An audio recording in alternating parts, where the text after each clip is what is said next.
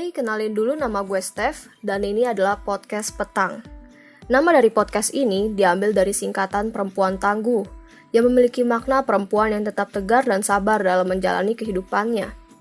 Nah, dari nama ini pasti kalian sudah pada tahu kan podcast ini akan membahas apa? Yap, bener banget.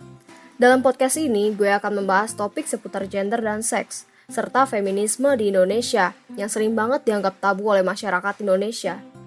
Tapi pertama-tama, gue pengen kasih tahu dulu nih, apa sih perbedaan seks dan gender itu? Seks adalah perbedaan biologis antara perempuan dan laki-laki yang sering disebut dengan jenis kelamin. Seks inilah menjadi kodrat seseorang, karena seks adalah pemberian dari Tuhan yang gak bisa diubah oleh manusia. Contohnya perempuan punya indung telur dan rahim, sedangkan laki-laki punya sperma. Kalau gender lebih merujuk kepada perbedaan relasi sosial antara perempuan dan laki-laki, yang sangat bervariasi dan dapat berubah dari waktu ke waktu. Contohnya, perempuan gak harus punya rambut panjang saja. Buktinya, sekarang banyak kok artis-artis perempuan yang punya rambut pendek kayak Cara Delevingne, Ruby Rose, dan masih banyak lagi. Begitu juga sebaliknya, laki-laki juga gak harus punya rambut pendek saja. Mereka juga boleh mempunyai rambut panjang. Sekarang kalian sudah pada tahu kan perbedaannya? Yuk sekarang kita bahas mengenai feminisme. Feminisme itu apa sih sebenarnya? Apakah gerakan feminisme ini cuma mendukung hak perempuan saja?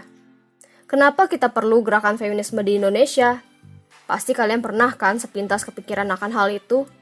Sekarang kita bahas dari awal dulu ya. Feminisme adalah sebuah gerakan perempuan yang menuntut emansipasi atau kesamaan dan keadilan hak dengan laki-laki. Gerakan ini bukan hanya memperjuangkan emansipasi perempuan di hadapan laki-laki saja loh, namun juga memperjuangkan laki-laki dari dominasi, eksploitasi, serta represi dari sistem yang tidak adil.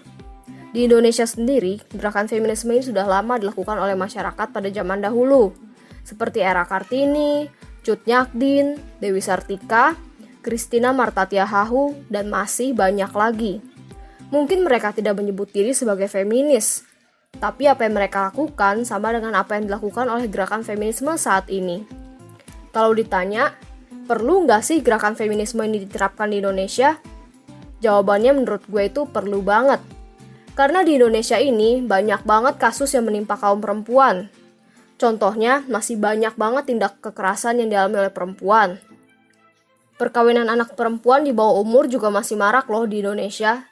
Faktanya, menurut Badan Pusat Statistik, setiap tahunnya ada sekitar 340.000 anak perempuan menikah di bawah usia 18 tahun. Gak usah jauh-jauh deh, kita para perempuan kalau lagi jalan ke kampus atau ke kantor pakai transportasi umum, pasti pernah kan ngalamin mas-mas di jalan yang ngegodain kita dengan manggil, Neng mau kemana?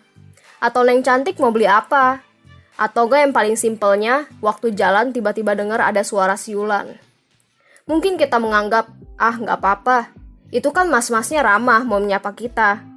Atau udahlah biarin saja, toh mereka gak megang-megang kita sembarangan.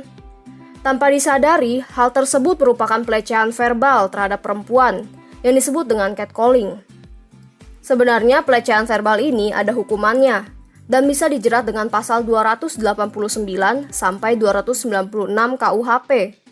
Karena hal tersebut termasuk pada hal yang melanggar rasa kesusilaan.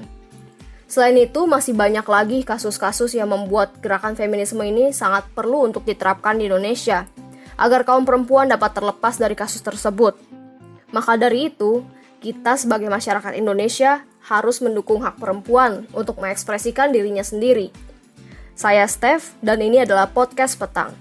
Jangan lupa dengerin episode berikutnya ya. Terima kasih.